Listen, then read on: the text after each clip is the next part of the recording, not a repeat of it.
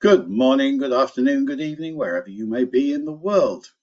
I'm Hugh Morris, Senior Research Partner at ZN, and it's my absolute pleasure to chair another one of our FS Club events. And today we are delighted to be joined by Matthew Rees, Commercial Director at the National Audit Office, who is going to share a raft of insights into the world of public procurement as he sees it. Now, we would not be able to run these events without the support of our sponsors, and I want to thank our sponsors for enabling us to bring this series of wide-ranging and even eclectic FS Club webinars to you. So a big thanks to all our sponsors. May I have that slide, please, Lucas? The agenda today is for me to get out of the way as fast as possible, to then have the keynote presentation from Matthew for about 20-25 minutes, and then we will go into our customary question and answer session. Please post your questions in the questions tab on the webinar software, and we will pick them up and I will relay them on your behalf to Matthew. So without further ado, please let me hand over to today's keynote speaker, Matthew, who is, as I said before, Director of the Commercial Insights team at the National Audit Office. Matthew. Excellent, thanks Hugh for that. And I'm going to just bring up my slides. Hopefully that fills everybody's screen momentarily. There we go. So hello everybody. So I'm going to talk about something which for some may appear a bit like the plumbing, but for others I think it's quite a strategic issue. It's the theme of public procurement. And the way I'm going to do that is just give you a little bit of background on who we are, for those of you who are not so familiar, talk about what's happening in the UK, focus in on a really important agency called the Crown Commercial Service, and drill down into the levels of frameworks, levies, central purchasing bodies, and the recommendations that we've made to improve efficiency. So hopefully that gives everybody enough kind of forward look so that they can start to ask questions. If I turn just quickly then to who we are, we're the independent watchdog. So what that means is we're taxpayer funded, but we report to Parliament and we audit government. And we've just put out a fairly kind of broad-ranging report following the election, which looks at a whole range of really important themes from our own Comptroller and Auditor General Gareth Davies. And in the middle of that, you can see the better buying of goods and services. And that really encapsulates what we're going to be talking about as we kind of peel the onion layers back on this whole topic. So you may not, or you may be aware of the Procurement Act 2023, which actually is going to go live in 2025. So you can see already there's a bit of time shift there. That evolves following the EU exit from the public contract regulations. And there's a whole raft of very important legislative changes going on. If you're in this world, you should be very well familiar with all of these themes, how competitive flexible procedure will affect the purchasing process, how evaluation, debarment, exclusions, conflicts of interest management will work. I'm not going to go into the realms of that, but there's plenty of official training materials out on this. So do look at the government commercial function for more of that. We will talk a little bit about data though, and the central digital platform is what government's called its new tool to actually monitor the sorts of themes which I'm going to be drawing a little bit more detail into. So, but before we get it back into the UK, last week was an OECD conference on government procurement. It's a strategic theme as far as the OECD is concerned, and I think those of us who were there all concur with that. Otherwise, we wouldn't really be kind of getting together as an international community to understand this. This chart is the OECD's. Actually, I've got some slightly more reliable data. This is a few years old now, but let's just summarize. It's a very large, significant proportion of government expenditure, i.e. your taxes go on what they buy. So it's a really important theme to get right. Now, what's going on in the UK, it is where you can see much more detail, is we've got a total spend of about 400 billion. which is close to 15% of GDP. Then you can break that down in what we've called the common goods and services, 125 billion. And the reason why we're looking at common goods and services is because businesses and households are also buying the kinds of things that we're going to be talking about. So this is not just a government issue. The 25 billion is what Crown Commercial channels through its own purchasing arrangements. So that, and these are all annual figures. So that the numbers are meaningful in anybody's kind of income tax calculations as we look at the budget coming up this week. Now, where is that 25 billion coming from and going to? This is a unique transparency that we've brought to this. As you can see, just about 4,000 suppliers who are getting business from CCS. There are about 9,500 who could get business, and there are 19,606 buyers. I mean, it is an incredible long tail of small, right down to parish councils who can be sucked into these sorts of arrangements. But eight big central government departments is half of it. So that gives you a sort of sense of what's happening here. The benefits and the levies I'm going to come back to in more detail. Benefits is the way that Crown Commercial Service talks about how it brings better value through the purchasing. A lot of that is to do with its purchasing power, and the levy is how it funds itself. And we'll be focusing in on that. That's the sort of headline of the presentation, and the sort of spoiler alert is here: the levy's too high, and it's generating some odd incentives for more spend rather than more efficient spend. I said I'd say a little bit more about what these common goods and services are. I'm not going to read out all the headings, but hopefully from tech, corporate and estates, you can recognize the kind of things that we're all used to buying and selling. So you could be a supplier, you could be a buyer. And then the right-hand side is a table showing who supplies goods and services through these frameworks. So the largest actually is EDF, because the energy contract, which is Crown Commercial Services Central Purchasing of gas, so that's for electricity, and further down there you've got Total, it's the gas one. So energy is a big chunk of this, but there's some familiar names there. Now we highlighted frameworks as an issue actually in an earlier report on competition, and what we found was that about 72% of large contracts are now using procurement frameworks as opposed to an open competitive process or a direct award. And just to sort of pause on these just different routes to market, the direct award is when you know who your supplier needs to be. And there are two principal ways that could be the case. One is you're in a pandemic, there's an emergency, and you really haven't got the capacity within the market to be running competitions.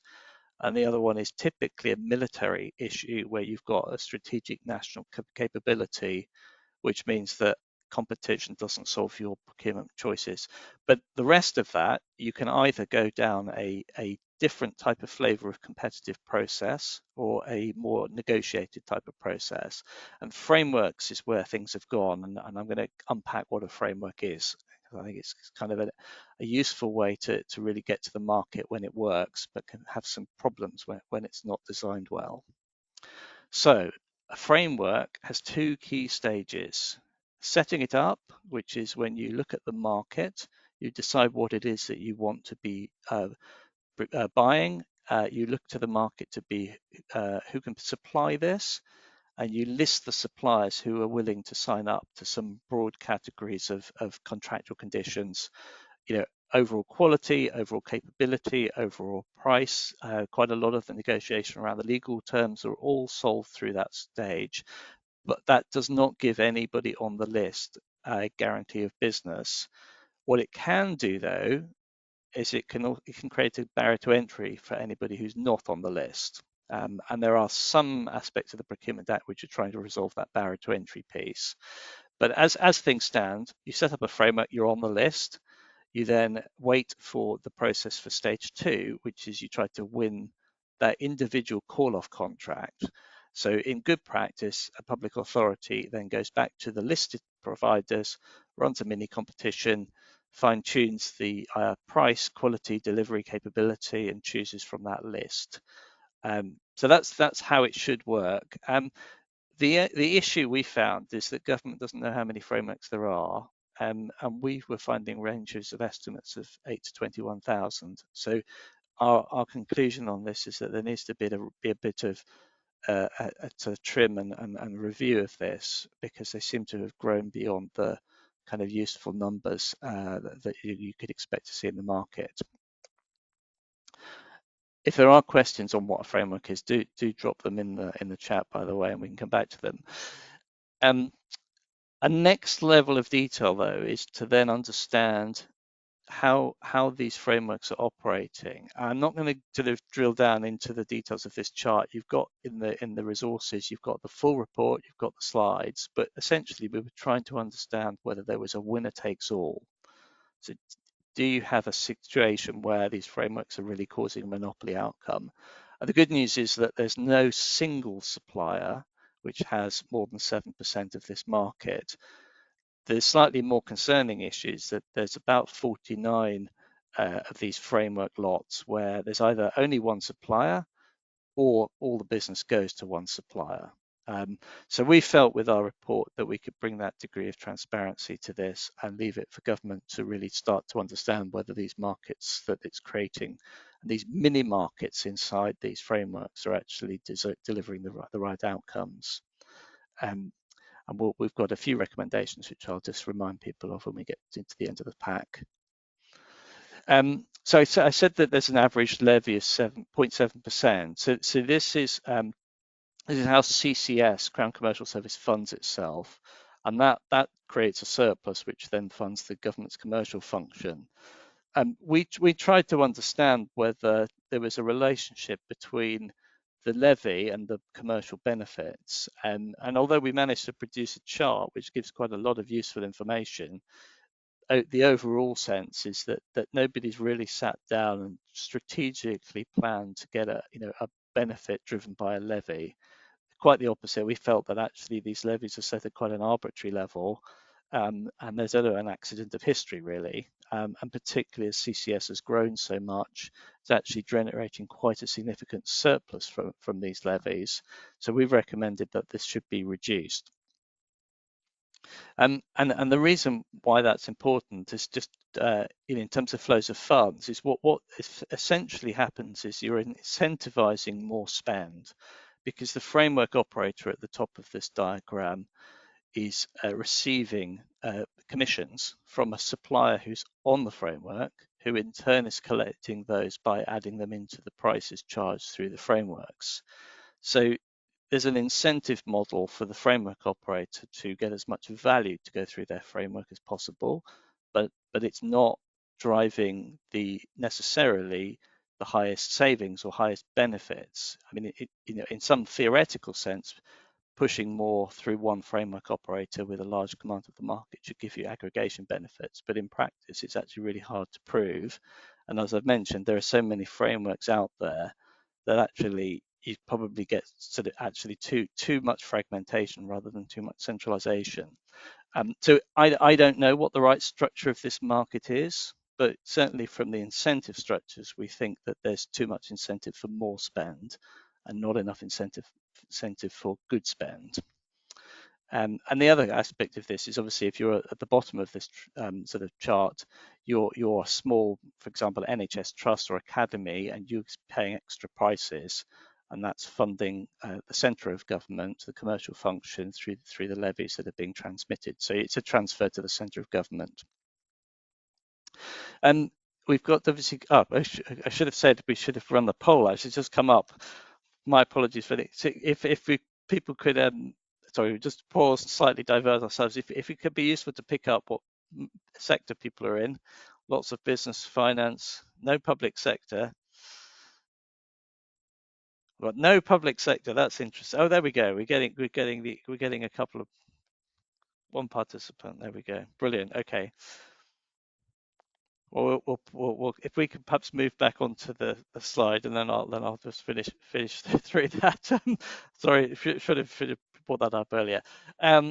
Anyway, with that distraction out of the way, so when I talk about Crown Commercial Service, it's not alone in this landscape. So in the report, we actually drilled down to some of the other providers. So there's an NHS supply chain, which specialises in clinical goods. But there are also three acronyms there: ESPO, WIPO, and NEPO. They're all basically local authority consortia. They're all essentially offering similar routes to market, and they're all charging levies as well. So there is a sense here that there's a landscape of benchmarks that you could compare CCS to, that there's not necessarily a competitive dynamic between these providers. And indeed, this landscape of central providers, these framework operators, has a long tail itself. And our report shows the names of some of those providers. CCS is as large as the next 19 put together. And the commission rates do cause us some concerns, because what you've got in some cases is commissions as high as 5 or 6%. And it's not here that the lowest price wins. That there are some entrenched structural relationships between public sector buyers and their framework operators. And so those levies are trapped in the system. And indeed, the Welsh and Scottish governments have pointed to the concerns that they have about risks to value for money for what they've called speculative frameworks, which are essentially existing to harvest the levies. And at a smaller scale, that might be what you need to operate the cost structure that you need to be able to manage these sorts of issues. But obviously, once you start to bring in private sector shareholders, there's obviously profits and distributions that'll come out of that as well. So we think from this landscape that it's quite opportune for government to start to have a closer look at this landscape and really understand what works well and what it wants the landscape to evolve to. So just briefly to wrap up, we've got 6 recommendations in our report. So I'll just walk through each of them, and then we'll see what questions people have. So the first one is more aggregation. So the idea of this is that with this fragmented buying landscape, we're missing out opportunities for bulk buying. So the aggregation concept would help government to get more efficiency by driving consolidation of the purchasing power.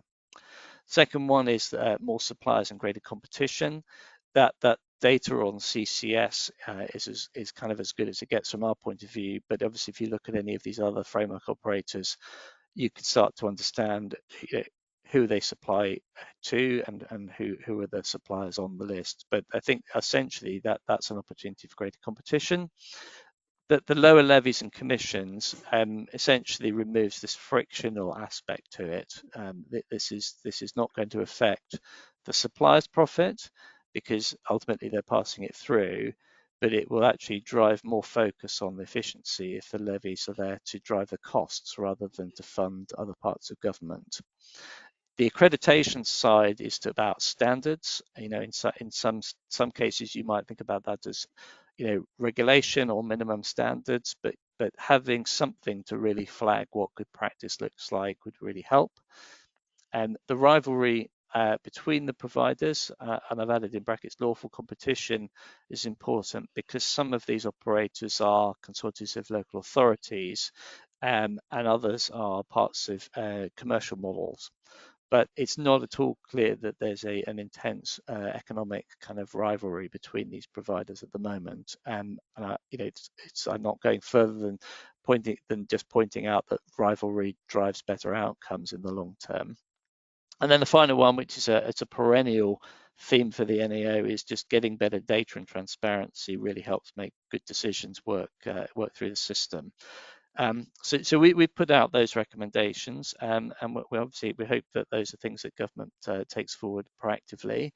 And just at the bottom there, just to kind of give an example of how this makes a difference to the taxpayer, is that if CCS cuts its levy by half, it's going to pass on a saving of £500 million fairly quickly. So it's obviously it all adds up. And indeed, if some of these higher levies were cut back to where CCS is, or where CCS's levy could go, then that would save much more beyond what's going through the 25 billion flow from CCS. So our sense is you could extrapolate these savings to quite a significant extent by just looking at the market share of CCS relative to the overall 72% of procurement that's going through frameworks these days. And that would drive quite a lot of savings through the system if it was followed. So I'm going to pause there, and I'm very happy to take any questions that people may have on this. Matthew, thank you very much indeed. I have this enormously strong sense that we have touched the very pinnacle of a very large iceberg in terms of the depth and complexity of this subject, and frankly, its importance.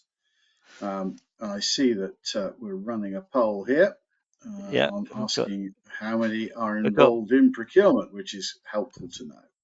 we've got some buyers and suppliers vying for superiority in the numbers there. I mean, it's good Indeed actually to so. see that, because you're going to have both sides have to work together, and that these systems only work when they're in harmony. Thank you very much indeed. Yes, we will turn to questions, and please do submit your questions into the question tab on the webinar software. Let me kick off with one from Clive Bullen, and appreciating that your role is apolitical. But Clive asks, is there anything we should be confident about related to the new Labour government? I just think that is too politically charged a question. I think our role is to audit the outcomes that are achieved by any government of the day. I think that's perhaps all I could kind of say Fair on enough. that one. No, I get that. Well, Clive has very helpfully asked an apolitical question as well, so Excellent. probably easier for you to address. What are the biggest spending wastes in public spending, and how can they be stopped? Which is, I suspect, a perennial question we are all interested in. Yeah, I mean, I mean, we look at on a lot of our reports look on a hindsight basis. They look at large projects, they look at kind of spending decisions, and so we're trying to understand what savings can be generated. I mean, this whole procurement area, the use of competition, these are all areas that government recognises and has put its own significant numbers on. I mean, for its own legislation with the Procurement Act, it's estimating, a couple of percentage points of savings through more competition, for example. So I think rather than highlight an individual procurement that's gone badly, I think where the real opportunity is to drive efficiency through the system. So that Procurement Act, as we've highlighted, and the introduction of new processes can help. And it's about getting the systems and incentives to align. So where competition and the market can be successful, it's about driving greater rivalry, better quality, better price. And where competition can't deliver those, so as I mentioned, in some of the defence arena or emergencies, it's about making sure that it's fit, fast and fit for purpose, so that the suppliers can deliver the outcomes that only they can provide. And it's horses for courses on some of these things. And I mean, some of this discussion that I was at the OECD was very much looking across governments, where every nation faces a similar set of challenges. And and I, privilege actually to be in the room with mostly government officials providing the NAO's take on this. But I don't think there's a silver bullet on these things. It takes capability, it takes hard work, it takes effort, and that's how you drive better outcomes through these sorts of areas. Perhaps slightly pressing you on the question, if you'll forgive me, Matthew, are there do you see a pattern of types of procurement that perhaps tend to be more wasteful than others? I don't know if there's a pattern you discern, or whether it's just happenstance.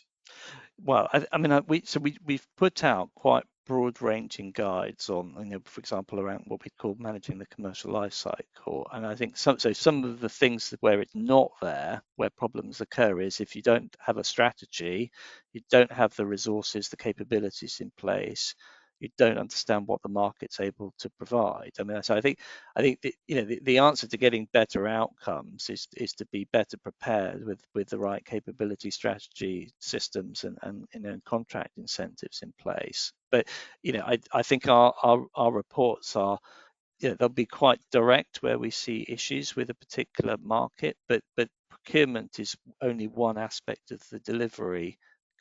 kind of side of things, that there is a policy objective and a third-party supplier is part of the solution.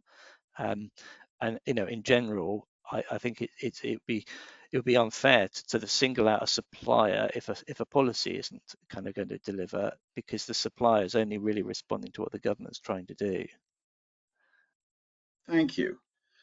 Martin White asks, as a former potential government supplier and being a comparatively small specialist IT security supplier, we found the use of frameworks very, his word is extravagant, as we were approached by several larger providers who wanted to take advantage of our expertise. So how can the framework system be amended to enable smaller suppliers to compete in their own right? And I think perhaps implicitly Martin saying, and not have to come under some larger umbrella where smaller suppliers obviously lose control Yeah. to be able to bid. There's some really important themes in there. So within procurement, there's generally a threshold for contract value, but let's assume that you're supplying something which is in that kind of above the threshold level, so about an £80,000 contract value. There are a series of marketplaces, dynamic purchasing systems, and there's a G-Cloud framework where suppliers can be at equal level able to set out what their capabilities are and make make people aware of their existence in the market. So those sorts of opportunities where particularly Crown Commercial Services try to have a much deeper pool of potential suppliers, they are genuinely targeted at SMEs. Obviously, to get a good outcome, it still requires the purchasing authority to be making a valid assessment of what it is that they want and how they're going to evaluate the supplier. So that route where you could be the direct supplier is certainly available, and it's an area of development and investment.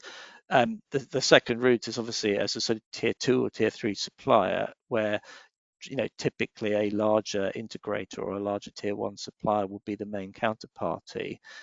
Now, some of those choices are made by that major supplier, and other ones are part of the tier 1 supplier's bid, where they're actually setting out their supply chain.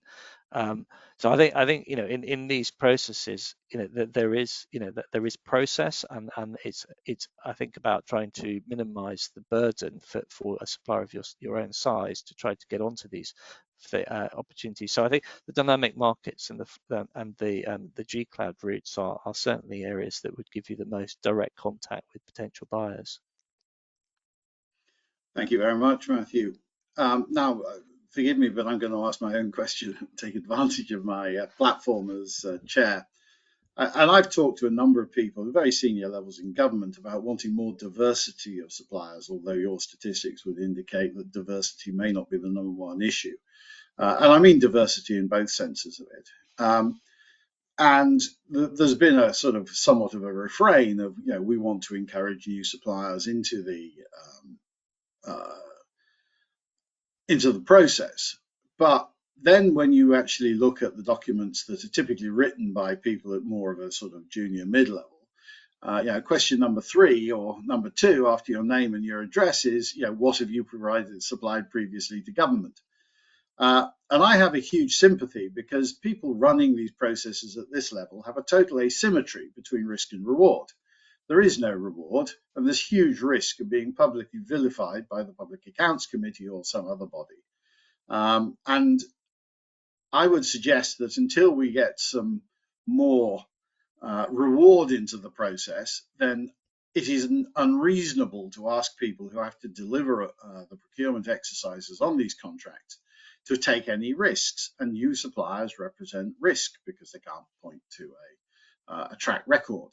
What do you think can be done, if anything, to make a more level playing field between risk and reward that might encourage a greater diversity of supply, and perhaps even a modicum of risk taking in terms of contract award, to improve the sort of biodiversity of suppliers into the bigger government contracts? Yeah, I mean, I think that from the procurer's side, and I mean certainly when I work with our own procurement team, there is there's often not enough time to really understand what's needed. So I think one thing that's really important is for any public sector authority to be joining up its procurement team with the overall kind of commercial objectives of the organization, so that they can actually spend time to understand the market. Um, and then that evaluation side of things, it needs to be an objective process. So it's about involving more people than just the procurement team in that evaluation. Um, but I think it's an undervalued kind of activity in the public sector. I mean, this is certainly a theme that came out of the OECD discussions, is to how do you make that procurement a more strategic priority for any buyer. And I think once it gets that visibility at the leadership level, then these sorts of priorities, for example, around taking more of a pro-business or pro-region or pro-employment, or whatever the kind of aspect of the diversity is that you're looking for in the supply chain, make that a strategic priority for the organization.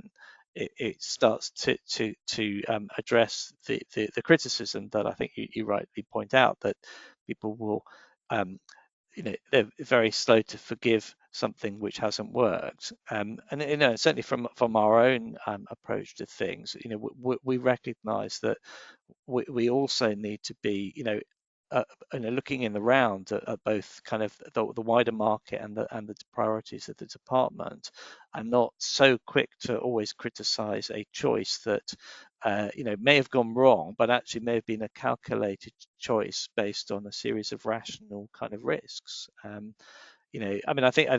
think the public sector could learn a lot is to try to really understand how entrepreneurs and businessmen are making similar trade-offs and choices for their own kind of growth, and to try to bring that risk appetite and awareness of the kind of ups and the downs of these things into processes. But I certainly think when we've looked at procurement sort of emerging from the pandemic, when authorities are trying to get back to business as usual, they're still finding themselves constrained on time and the capacity within the organizations to do that sort of more strategic planning. And procurement ends up being a much more tactical choice, calling off a framework with a direct award just to choose a supplier can sound like a very kind of quick and easy choice, but the expediency of that can lead to some quite unfortunate kind of market structures in the long term. And I think it's quite often that there isn't that joining up between the one-off tactical decision and the overall implications at the kind of market level. And once you start to join those two things up, then you can take a more, say, pro risk or pro innovation set of decisions, knowing what you're trying to achieve. And then there are aspects of government in the research field where that's a day-to-day activity that they are responsible for. So yeah, so I recognise the challenge, and I think a lot of people who in this buying process do as well. But whether they've ever got the time, the management support, and then the bandwidth to do that, I think is part of the sort of the gating factors on this. Thank you very much. I think you very helpfully focused on the sort of common goods and services, and there are good reasons for that. Do you think that there is further opportunity for consolidation of contracts and purchasing beyond the big ticket items like fuel and gas and a number of those other items that government has already addressed? Do you think it would be beneficial to drive that further and harder into a consolidation of requirements and a consolidation of Yeah. supply for common goods and services? Yeah, and I mean, I think when we started this study, even the definition of common goods and services was a bit of a circularity. Yes. Common goods and services is what we buy most often. Is an easy refrain, but actually, then what do you buy then most often at the moment? So I think so. Then when we were doing the fieldwork, quickly got to a question of whether public buyers were mandated to bring all their purchasing together through one route, or allowed to voluntarily choose how to place their orders. And I think it's at the moment it's an opportunity for government to really take a choice about which end of those spectrums it wants to be on some areas. So if you take large tech providers that we'll all be familiar with, they are things that a lot of buyers in government and business buy, but we're not necessarily making as much use of that aggregation and central purchasing and common kind of framework for something which is a standard commodity item with a very low marginal cost and therefore a very high margin for the supplier. So government could do much more on those providers to get volume. I think where it's perhaps more difficult is where you're in more fragmented or human kind of interaction models where you've got a local workforce, for example, in mind, where actually a local choice could drive the choice of suppliers much wider because you could use a local supply chain, but what would work in the east of England might not work in the northwest of England because they're just geographically too far apart. So I think this understanding of the markets and the supply chain is vital, so that you can then decide whether the central, mandating central purchasing for one contract for all versus allowing every buyer to make their own choices of what they want. I think that's not been part of the mindset, and I think if it could be more strategic, then that could actually save quite a lot of money. Thank you very much indeed. I think we've probably time for one more question. And on that question, if you were to be able to have all the permanent secretaries of the spending departments in a room, which you probably do from time to time, and you were to suggest to them, here are the 3 things on which they should be focusing related to third-party procurement, what would be your message to them? Well, I think the strategic nature of this activity is top. It needs to be more strategic, and that means therefore that the workforce involved in that need to be more visible and empowered to actually drive the benefits that they can definitely drive through this. And then the final one is really around knowing the limits of that. So it's knowing the limits of competition, knowing the limits of supply chain, because we know that the resilience of the supply chain and the outcomes of a supplier failing can be hugely distracting. And getting that balance right means that you need that, you need to understand that the capability, the limits, and the resources to drive a good bargain without either losing money by paying too much or not getting quality, or losing even more money by having to step in and resolve the issues when things go wrongly. But it comes back to that central point, is that this is a strategic area, but it's not being resourced as a strategic area. It's been seen as a back office function. But if you don't take it seriously, as you can see, the proportions of GDP that we're talking about here are very, very significant. And on that note, sadly, I think we've run out of time, but that has been a fabulous wander around and exploration of the key issues that Matthew and his team have identified with government procurement, and by publishing the report have enabled us to shed light on this area. And I would thoroughly echo Matthew's words on this is a strategic function for government. So as we wrap up, it is my pleasure to offer thanks first to our sponsors once more, because without our sponsors, we could not do these things. Second, I would commend forthcoming events to you, as you can see there. Tomorrow, we've got Sex, the Livery, and the Civic City, which perhaps isn't quite what theme you think it might be, but is nevertheless looks at a fascinating discussion. On Thursday, we've got Green Steel, the building blocks of the future, and next Monday, the early railway age and its influence on the law of England and Wales. As I said before, we cover a broad range of topics. So I would like very much to thank Matthew for taking the time to share his thoughts with us today. I would also like to thank the audience for their intelligent engagement and asking questions for us. Very much appreciated. Thank you all, and I wish you a tremendous rest of the day wherever you may be. Thank you. Great. Thanks, Hugh. Thanks, everybody. Bye.